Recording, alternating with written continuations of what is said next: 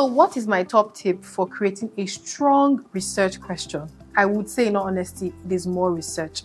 So for your topic to have gotten approved for further studies, you must have gone through a panel.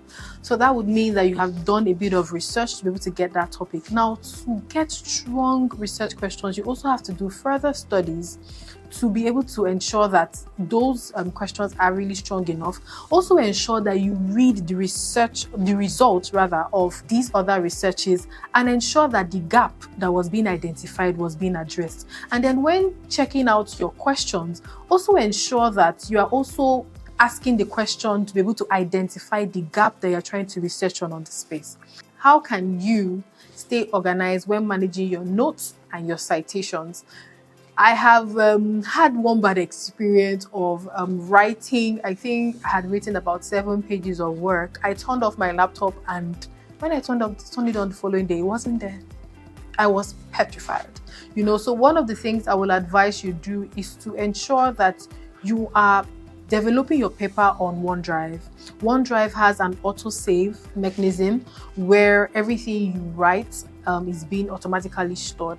Another thing I will advise you to do is to always create a folder, an independent folder per the research work that you're working on. Don't have your documents scattered all over the place. This might seem as basic knowledge, but it's very instrumental, trust me. So ensure that whatever you're researching on, whatever documents or materials you want to read further, so have folders for each: study, research, extract, whatever the case may be. Have a folder for everything. If you have to maybe share your documents with your supervisor, a colleague, ensure that you track that document. So whatever edits or comments are being made, it is being tracked. So what is a key tip for writing better research reports?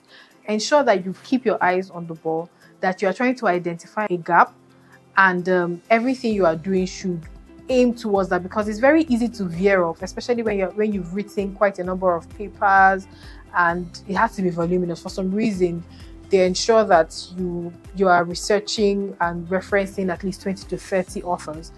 So try to ensure that whatever you are doing, whatever topic or whatever further research you are working on, you are aiming to address a particular research gap, which is the sole purpose of which you are carrying out that research. So keep your eyes on the ball, people. So that'll be all for research tips for undergraduate and postgraduate students. I wish you all the best as you journey through your academics. Bye.